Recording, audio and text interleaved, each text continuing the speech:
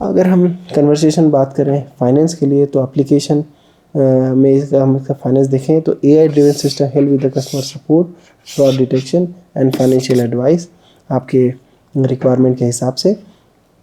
Conversational bot streaming banking process like balance inquiry, fund transfer, investment advice, ये सारी चीज़ें आप एक तरह से AI को अगर आप फाइनेंस के क्षेत्र में यूज़ करते हैं, मुद्रा के क्षेत्र में यूज़ करते हैं, तो आप बड़े अच्छे से इसको कर सकते हैं। इसमें की एग्जांपल आप देख सकते हैं, जैसे बैंक ऑफ अमेरिका का कन्वर्सेशनल चैट बॉट है, उसी तरीके से HDFC बैंक का, और उसके अलग अलग नाम है चैट बॉट के, जिसको आप उस चैट बॉट के माध्यम से आप उससे अपने प्रश्न पूछ सकते हैं, व्हाट इज़ माय बैलेंस वगैरह वगैरह, place a request for cheque book. तो उस तरीके से आप अलग अलग चीज़ें कर सकते हैं। जैसे बैंक ऑफ अमेरिका के चैटबॉट का नाम है एरिका, जो कि financial assistant that help user with the bill payment, budgeting, financial insight. इस तरीके से अनेकों ढेर सारे एग्जांपल्स हैं जहाँ पे एक तरह से फाइनेंस से रिलेटेड आप अपने चैटबॉट के माध्यम से बात कर सकते हैं।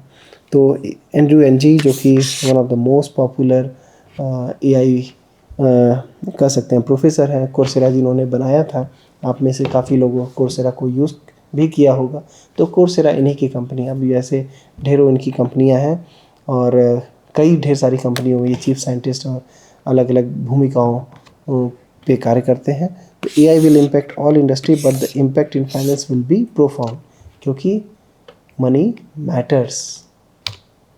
तो इसी तरीके से हेल्थ केयर में भी AI कन्वर्सेशन सिस्टम का बहुत ही अहम रोल है। अगर हम इसको देखें तो AI system provide virtual consultation, क्योंकि आज जो रात में आप बीमार हैं, अचानक से आप कहाँ से डॉक्टर के पास जाएंगे, तो क्या वर्चुअल कंसल्टेशन हो सकता है। सिम्टम एनालिसिस हो सकता है, आपके अलग अलग जो सिम्टम है उसके बेसिस पे आप पता करने की कोशिश करते हैं कि आपको क्या हुआ है। तो डॉक्टर भी तो वही करता है, अलग अलग सिम्टम के बेसिस पे जो उसकी नॉलेज है वो बताता है, अच्छा ये है तो ये हुआ होगा, ये है तो ये हुआ होगा। And the patient tries. Conversational agent can support mental health, remind patient of medication, assist with chronic disease management. एक तरह से इसके अलग की एग्जांपल्स हैं, जैसे बेबीलोन हेल्थ है, वी बूट है, वो बूट है। तो एक तरह से ये मेंटल हेल्थ सपोर्ट के लिए एक तरह से CBT एडवाइस को फॉलो करता है। तो एक तरह से आप देखेंगे तो integration of AI in health care will transform it from reactive to proactive and preventive. तो एक तरह से हम देख सकते हैं कि AI हेल्थ केयर में एक बहुत ही अहम भूमिका निभा रहा है। ख़ास तौर पे इस तरह के जो कन्वर्सेशनल बेस्ड सिस्टम आप बना रहे हैं, वहाँ पे आप एक तरह से ब्रिज कर रहे हैं पेशेंट और आपके जो डॉक्टर्स हैं, health care executive health care के लोग हैं, क्विक रिस्पांस के लिए, सही रिस्पांस के लिए, और जानकारी किसी भी समय लेने के लिए। उसी तरीके से आप अलग अलग क्षेत्र में देख सकते हैं, चाहे वो एजुकेशन का हो, जिसमें आप देख सकते हैं चैटबॉट के माध्यम से पर्सनलाइज ट्यूटरिंग हो सकती है, एडमिनिस्ट्रेशन टास्क हो सकता है, फैसिलिटेट स्टूडेंट का असेसमेंट हो सकता है। वो अल्टीमेटली इसका टास्क ये है कि आप they enhance learning experience by answering student queries and offer tailor content. तो हमने ऑर्डिनो की बात की थी। ऑर्डिनो में हमने बताया था जैसे किसी भी लेक्चर वीडियो को आप अपलोड करिए और फिर उससे आप अलग अलग प्रश्न पूछिए, तो एक तरह से वो आपके लिए ट्यूटर का काम करेगा, वर्चुअल ट्यूटर का काम करेगा, और आपके सारे प्रश्नों के जवाब देने की कोशिश करेगा। तो उसी तरीके से ड्यूलिंगो के चैटबॉट्स हैं, एडुटेक प्लेटफॉर्म्स के भी चैटबॉट हैं, वो आप देख सकते हैं।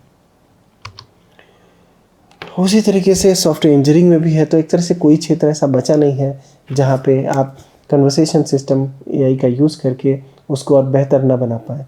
तो उसी तरीके से सॉफ्टवेयर इंजीनियरिंग में भी ये एक तरह से आपको मददगार साबित होता है उसको और अच्छा बनाने के लिए। तो वो आपकी मदद करता है बग को ढूंढने में, कोड को सजेस्ट करने में जो आपको आगे लिखना है, और डेवलपर सपोर्ट के लिए। और ये they can answer technical questions, recommend code snippet and facilitate code review. तो ऐसे ढेरों एग्जांपल है। कोड गिटहब पे गिटहब कोपायलट है, जो कि एक AI powered code completion tool है, जो कि सजेस्ट करता है कि अब हमें क्या लिखना है, क्या आगे करना है। उसी तरीके से स्टैक ओवरफ्लो बॉट है, जो कि हमें दिक्कतों का सामना करना पड़ रहा है उसको डिबग करने के लिए हमें जो भी मोस्ट रेलिवेंट पोस्ट है, जो मोस्ट रेलिवेंट क्वेश्चन है, उससे एक तरह से आपकी मदद करने की कोशिश करता है। तो काफ़ी लोगों को डर होता है कि कहीं इन ऑटोमेशन से हमारी सबकी नौकरी तो नहीं चली जाएगी, कहीं हम लेस इम्पोर्टेंट तो नहीं हो जाएंगे। तो मार्टिन फ्लोर ने बोला था, automation does not replace developer, it makes them more productive. तो जैसे कि हम जानते हैं कि गूगल और जितनी भी बड़ी कंपनी आज के टाइम पे बोलती हैं कि उनका 20, 30, 40% जो कोड लिखा जाता है अब एआई के माध्यम से लिखा जाता है। और इसी वजह से कह सकते हैं कि जो कार्य पहले 100 लोग करते थे, अब वो 30-40 लोग मिलके ही कर पा रहे हैं। उसी तरीके से अगर हम रिक्रूटमेंट की बात करें, हायरिंग की बात करें, तो एआई बेस्ड कन्वर्सेशन सिस्टम वहाँ भी एक वंडरफुल रोल प्ले करता है, जिससे कि आप इंटरव्यू कर वर्चुअली कर सकते हैं, उनका टेस्ट वर्चुअली कर सकते हैं, चैटबॉट के माध्यम से, वर्चुअल एजेंट के माध्यम से आप सारी चीज़ें कर सकते हैं। जैसे कायरन एक एआई पावर्ड रिक्रूटमेंट असेसमेंट है, जहाँ पे जो आपकी वीडियो और कन्वर्सेशन एजेंट के माध्यम से आपका रियल टाइम इंटरव्यू लिया जा सकता है। कॉग्नी भी एक तरह से एआई ट्यूटर है, जो कि पर्सनलाइज फीडबैक और असेसमेंट आपको देता है। इन्फॉर्मेशन रिट्रीवल में भी उसी तरीके से उसका अहम रोल है। कन्वर्सेशन एजेंट एक तरह से आपको मदद करता है एक्यूरेट इन्फॉर्मेशन निकालने के लिए, जो vast amount of data set या वेब पेजेस या डिटेल्स हैं आपके क्वेश्चन के माध्यम से, और उस जो उपयोग करता है उसको कॉन्टेक्चुअली रेलिवेंट रिजल्ट जितनी जल्दी से जल्दी दे पाता है सर्च की कुशलता को बढ़ाने के लिए। तो जैसे एग्जांपल के तौर पे गूगल सर्च है, एनएलपी बेस्ड सजेशन है, वोल्फर्मा अल्फ़ा है, और अगर हम अब बात करें तो एक तरह से हमारे पास तो परप्लेक्सिटी एआई है, जो कि जो भी आप प्रश्न पूछते हैं उस प्रश्न के जवाब में वह एक तरह से आपको समरी बना के देता है, और आपको सोर्सेज भी बताता है कि इन सोर्सेज से एक तरह से हमने ये उत्तर लिए हैं, और आपको और डिटेल चाहिए तो आप इससे फर्दर फॉलो अप क्वेश्चन इसके बारे में पूछ सकते हैं जो आपके डाउट्स हैं। जैसे यहाँ पे प्रश्न पूछा गया था, how do large language model work, तो एक तरह से इसने अलग अलग सोर्सेज को फॉलो करके एक तरह से समरी आपको जनरेट करके दी। इसमें से हो सकती है कुछ चीज़ें क्लियर ना हो, तो आप यहाँ पे फॉलो अप क्वेश्चन पूछ सकते हैं। जैसे LLM receive an input which can be sequential text और अदर कंटेंट, तो मैं यहाँ पूछ सकता हूँ what do you mean by other content, किस तरह का कंटेंट, कौन सा कंटेंट की आप बात कर रहे हैं, तो वो बताएगा कि हाँ ये हो सकता है वो हो सकता है। तो इस तरह से अगर हम देखें तो इसके जो एआई बेस्ड कन्वर्सेशन सिस्टम है SCI में, उसके ढेरों बेनिफिट्स हैं। जैसे वह उपयोगकर्ता के जो अनुभव है उसको बढ़ाता है, क्योंकि वह मोर नेचुरल और एंगेजिंग इंटरेक्शन को सपोर्ट करता है। यह 24 घंटे अवेलेबल होता है, 24 घंटे 7 दिन अवेलेबल होता है। उसके माध्यम से आप कंटिन्यूस सपोर्ट ले सकते हैं विदाउट एनी डाउन टाइम। आदमी है तो उसको रेस्ट करना पड़ेगा, छुट्टी लेना पड़ेगा। उसी तरीके से पर्सनलाइजेशन की बात करें तो tailored responses suggest based on the user behaviour, जिस तरह के आपके उपयोगकर्ता की ज़रूरतें हैं उसी हिसाब से वह कार्य करेगा। कुशलता बढ़ जाती है तो faster resolution of queries and the task. तो इसके रियल वर्ल्ड एग्जांपल अगर हम देखें तो जेनडेस्क एआई चैटबॉट है, जो कि कस्टमर सपोर्ट प्रोवाइड करता है and allowing business to offer instant assistance. तो एक चीज़ और भी देखने की ज़रूरत है, सत्या नडेला ने बोला था, AI won't replace human but it can augment our abilities to provide better user experiences. तो एकदम सही बात बोली है। कोई भी जो तकनीकी समय के साथ आती है वो किसी को रिप्लेस नहीं करती है, बस हमें उसको सही तरीके से अगर यूज़ करें तो हम और भी अच्छा कार्य कर सकते हैं। तो इसके ऐसा तो है नहीं कि सारी चीज़ें अच्छी होती हैं भाई, कुछ चैलेंजेस और दिक्कतों का भी सामना करना पड़ता है हमें। तो जैसे इस केस में बायस इन एआई, जैसा कि हमने पहले भी डिस्कस किया था, हो सकता है जो आपका एआई मॉडल किसी पूर्वाग्रह से ग्रसित हो सकता है कि वह कुछ कह सकते हैं कि पूर्वाग्रह से ग्रसित हो, या वह किसी भी तरीके से डिस्क्रिमिनेशन कर रहा हो, पक्षपात कर रहा हो, तो वो चीज़ों को भी हमें ध्यान देने की ज़रूरत है। हो सकता है कि आपकी गोपनीयता और सुरक्षा जो है वह सही तरीके से नहीं हो रही हो, तो कैसे हम इसको सही तरीके से कर सकते हैं।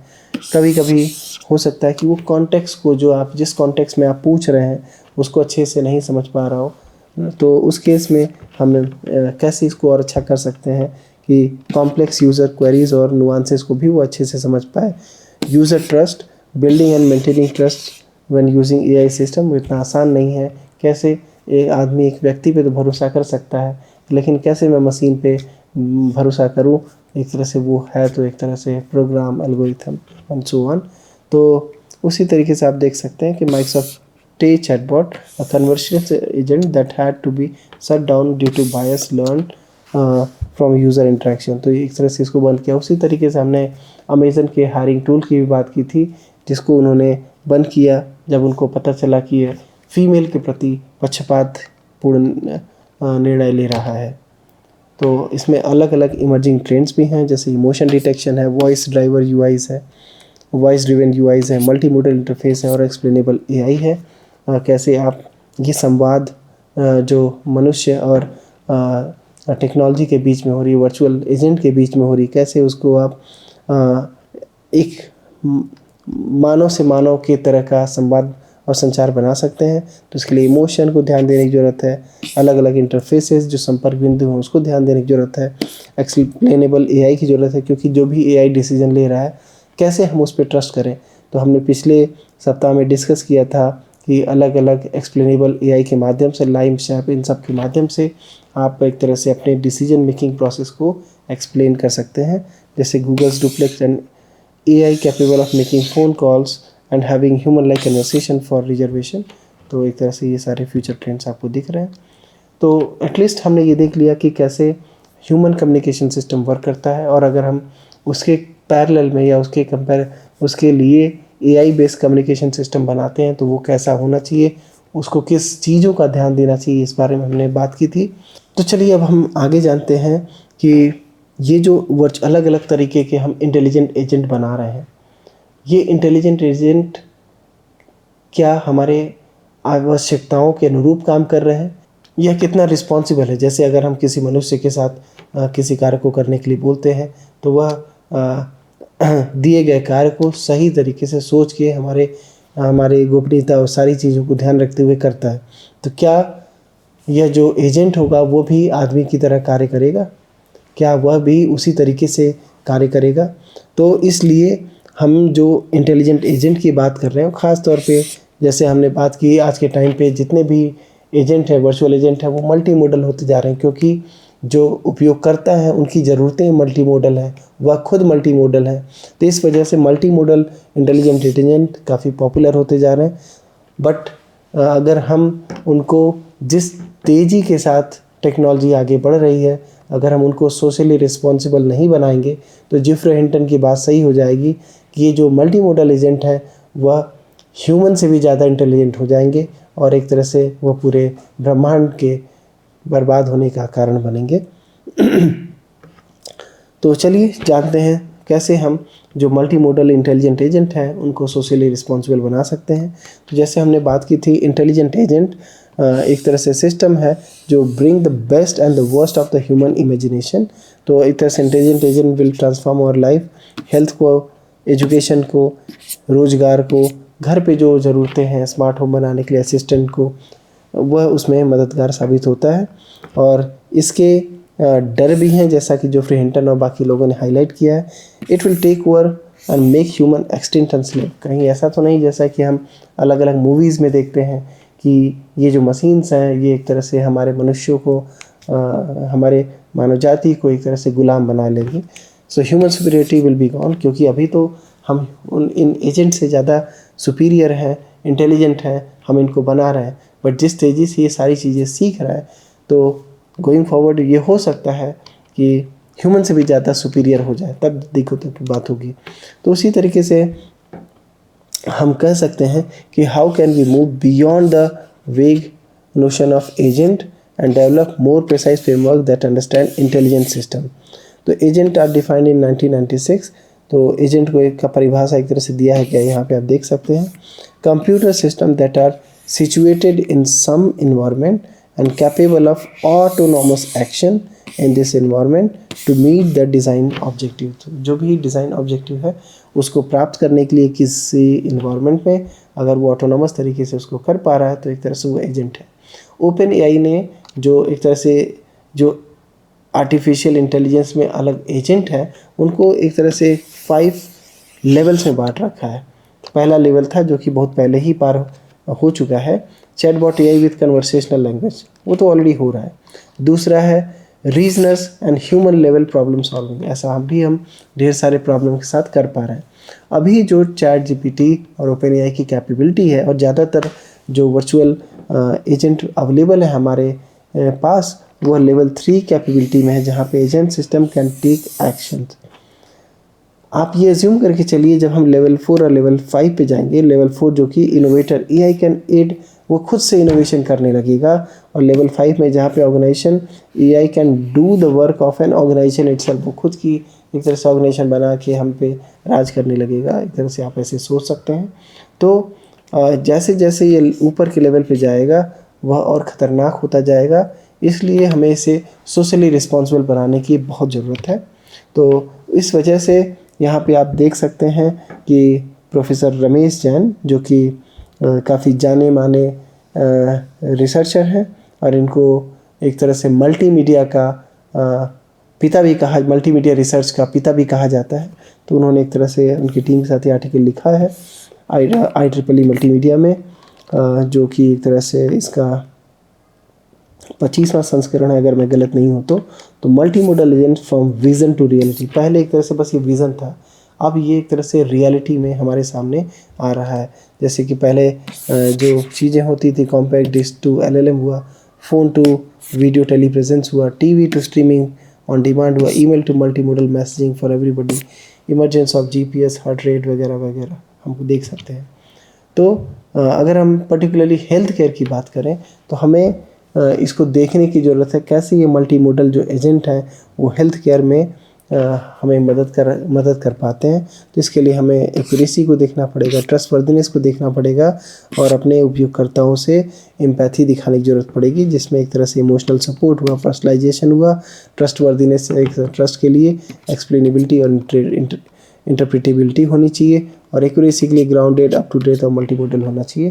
तो इस आर्टिकल में को आप पढ़ सकते हैं, जिसमें डिटेल में अलग अलग फाउंडेशनल मैट्रिक्स के बारे में बताया गया है, जो कि इसके प्रभावशीलता को human health care conversation based जो चैटबॉट है या वर्चुअल एजेंट्स हैं, उनकी उपयोगिता, उनकी प्रभावशीलता का मूल्यांकन करते हैं।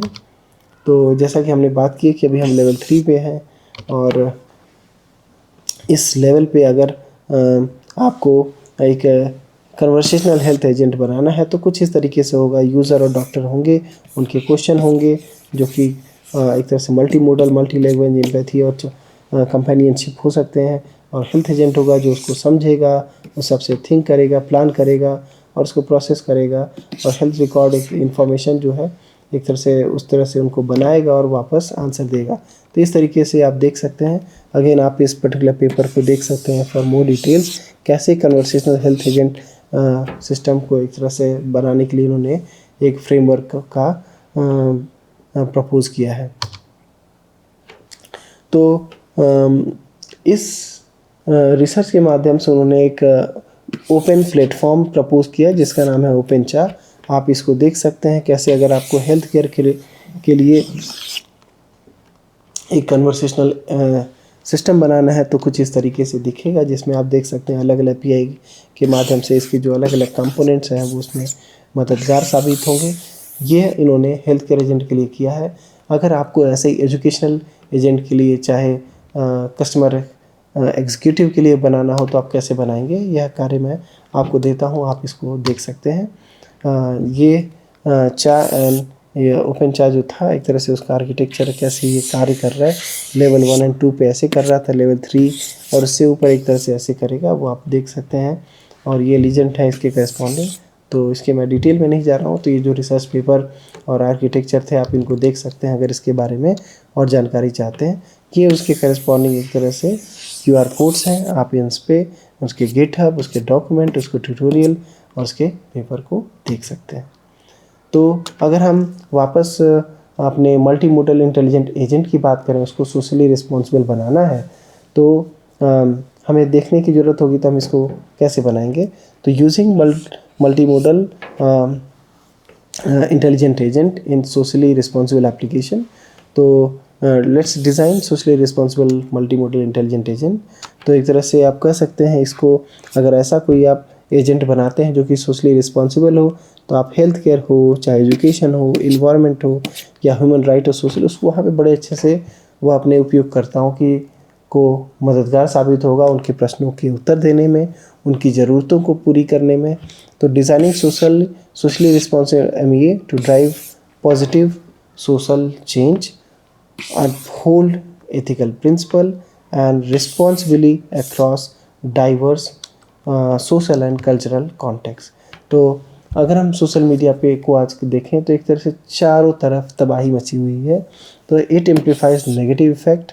Social media exacerbates misinformation, cyber bullying, exploitation, ये ढेरों तरीके की प्रॉब्लम है। यह एक तरह से पॉलिटिकल और आइडियोलॉजिकल पोलराइजेशन भी क्रिएट करता है।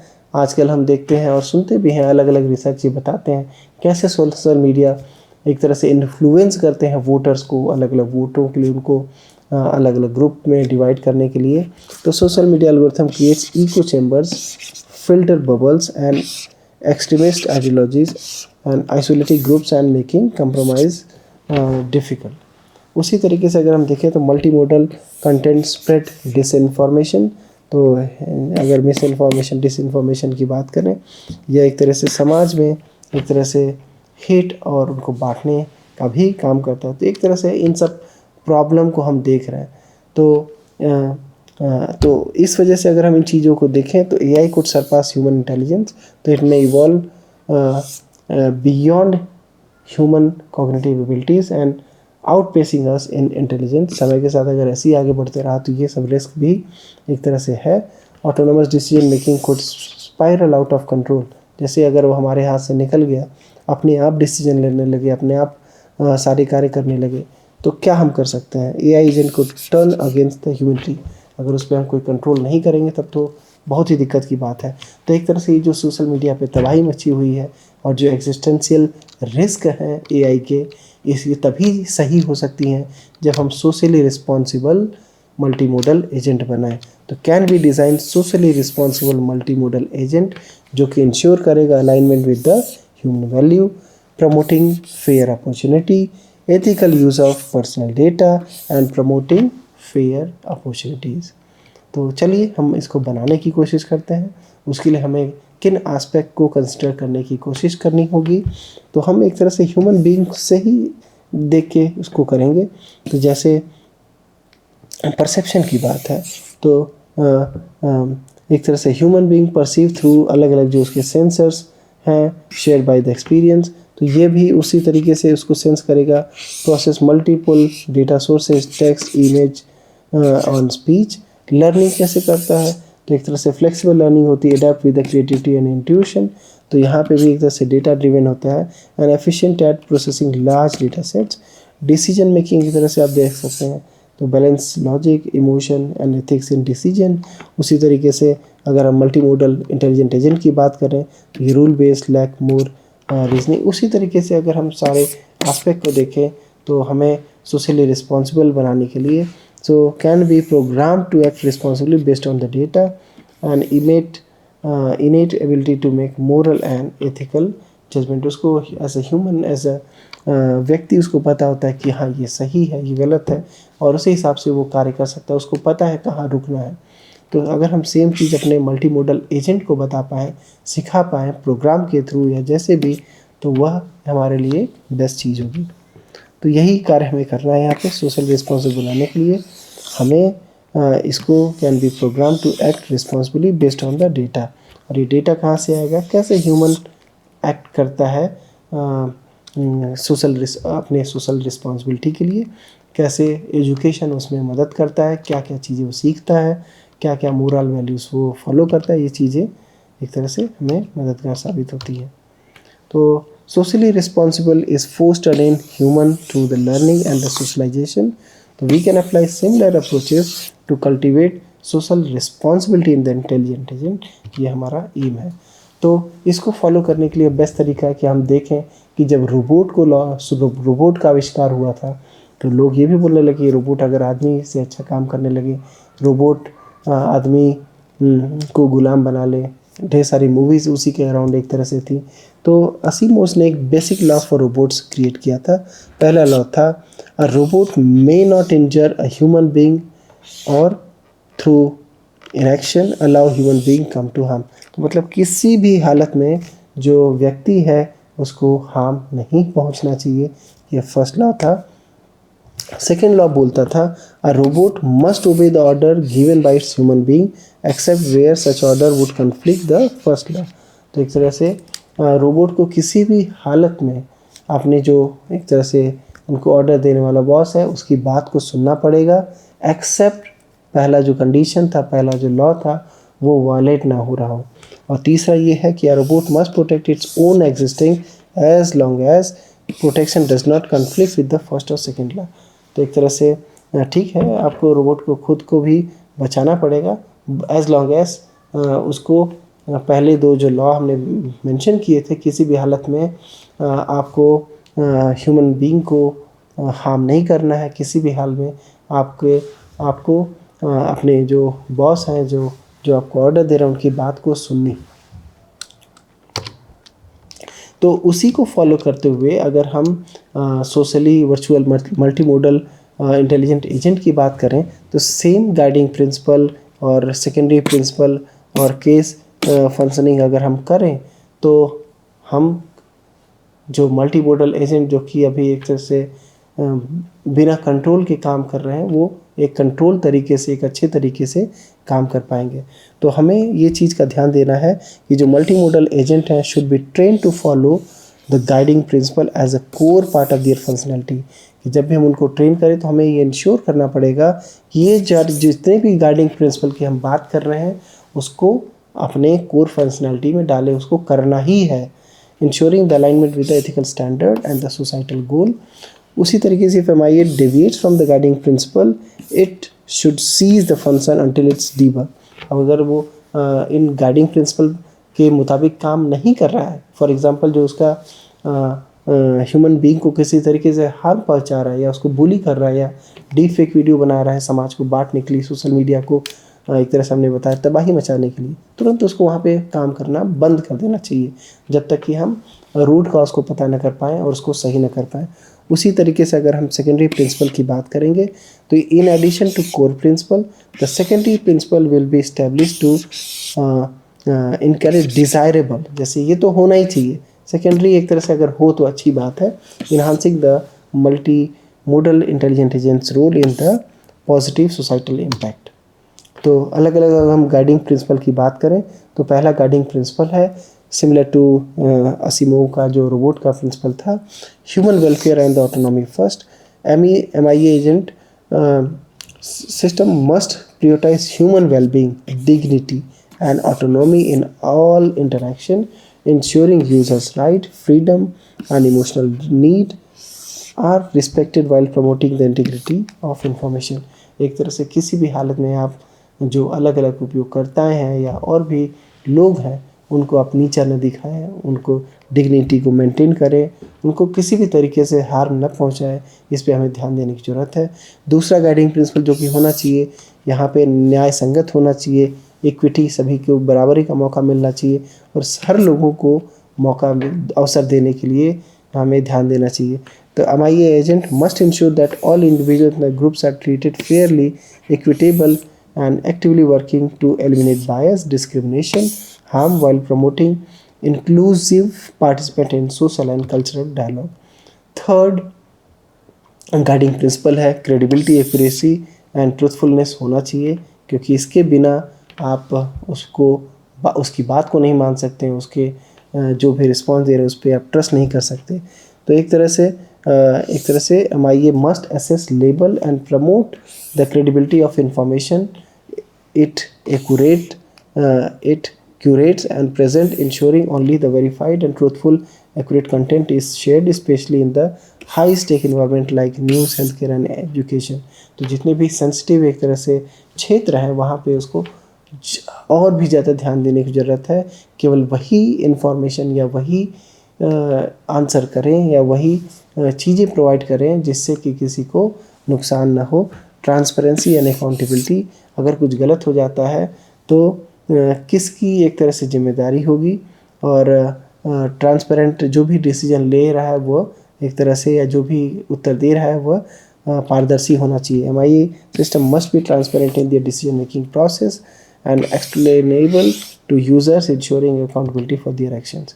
उसी तरीके से मतलब गाइडिंग प्रिंसिपल तो फॉलो होना ही चाहिए, ये मस्ट है, पर सेकेंडरी प्रिंसिपल अगर आप फॉलो करें तो अच्छी बात है, ये दे इनकरेज करते हैं। तो प्राइवेसी सिक्योरिटी कंट्रोल होना चाहिए।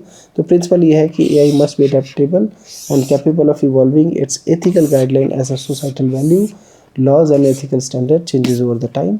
Empathy and human centred design को फॉलो करना चाहिए।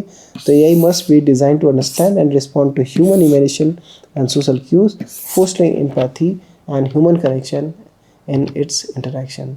तो अगर हम फ्यूचर की बात करें socially responsible multimodal intelligent agent की, तो development of multimodal intelligent agent is crucial turning point at this moment.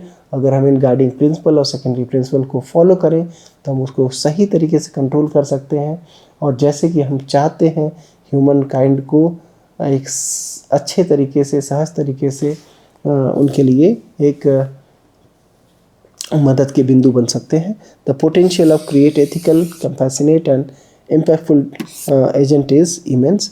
So we have the opportunity to guide design the future of AI and serve human responsibility. चलिए इसको करते हैं साथ में। So let's create a future where AI works for everyone, inclusive, accessible, जहाँ पे हम किसी को कोई नुकसान नहीं फैला रहे हैं, किसी को परेशान नहीं कर रहे हैं, किसी को बुली नहीं कर रहे हैं, कोई ऐसी चीज़ नहीं बना रहे जो डिसइंफॉर्मेशन, मिसइंफॉर्मेशन को फैलाए। Together we can develop socially responsible multimodal agent that work in harmony with human values and contribute to the greater good. कैसे हम एक अच्छे वातावरण को बना के लोगों की मदद कर सकते हैं। And the future of AI is in our hand. It's time to build intelligent agent that benefit society in meaningful ways. तो प्रोफेसर रमेश जैन जिन्होंने हमें इस मल्टी मोडल इंटेलिजेंट एजेंट को सोशली रिस्पॉन्सिबल बनाने के लिए सारी स्लाइड्स दी, उनका मैं तहे दिल से शुक्रिया करता हूँ। और उन्होंने बोला था towards AI for empowerment and democratisation. इसी के साथ ये प्रोजेक्ट टास्क है एडोबी की तरफ से आपको दिया गया है। यहाँ पे आप इसकी डिटेल देख सकते हैं, और इसके बारे में और जानकारी यहाँ पे एडोबी एक्सप्रेस के बारे में रिसोर्सेज यहाँ पे अवेलेबल हैं। और आप यहाँ पे ये फीडबैक फॉर्म भी फिल कर सकते हैं, जिसके माध्यम से आपके कोई प्रश्न है तो एडोबी की टीम आपको उसका उत्तर करेगी। और मैं आपको स्ट्रांगली इनकरेज करूँगा कि आप इसको देखें, इस प्रोजेक्ट को करें, एडोबी से कांटेक्ट करें, क्या पता वो आपको एक अच्छी अपॉर्चुनिटी दे दे। तो इसके बारे में आप यहाँ पे डिटेल में देख सकते हैं। तो इन समरी हमने पहले ह्यूमन कम्युनिकेशन के बारे में बात की, उसके बाद हमने AI बेस्ड कन्वर्सेशन सिस्टम के बारे में बात की, कैसे अलग अलग तकनीकियों के माध्यम से हम ह्यूमन को, व्यक्ति को एक तरह से संचार में AI एजेंट के थ्रू कार्य कर रहे हैं। उसके बाद हमने अलग अलग कोर टेक्नोलॉजी की बात की, ASR, NLP, text to speech machine learning. उसके बाद हमने अलग अलग एप्लीकेशंस के बारे में बात की। उसके बाद हमने ethical concern such as privacy और मिसयूज़ के बारे में बात की, फ्यूचर आउटलुक के बारे में बात किया। और उसके बाद हमने लास्ट में एक तरह से कैसे जो मल्टी मोडल इंटेलिजेंट एजेंट, जो कि अब हमारे लाइफ के इंटीग्रल पार्ट बनते जा रहे हैं, जो किसी भी क्षेत्र में जाए, चाहे वो स्वास्थ्य का हो क्षेत्र, चाहे वो मुद्रा का क्षेत्र हो, चाहे वह हेल्थ केयर का क्षेत्र हो, वहाँ पे मल्टी मोडल इंटेलिजेंट एजेंट एक तरह से हमारे जीवन का पार्ट बनते जा रहे हैं। आप फर्दर रीडिंग के लिए ये जो रिसोर्सेज हैं आप इसमें देख सकते हैं, और भी जानकारी आप ले सकते हैं इन टॉपिक्स के बारे में।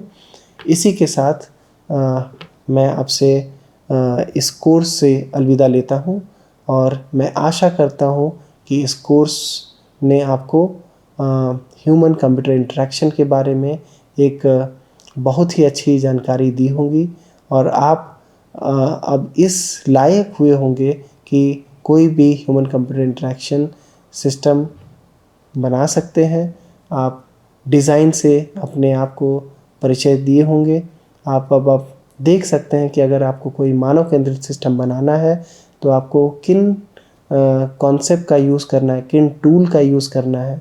और मैं पूरी तरीके से आश्वस्त हूँ कि अब आप जब किसी कंपनी में कार्य करने जाएंगे तो जितनी भी चीज़ें आपने इस कोर्स में सीखी हैं वह आपको एक बेहतर भविष्य की ओर ले जाएंगी। और इसी के साथ मैं इस कोर्स से आपसे अलविदा लेता हूँ। धन्यवाद।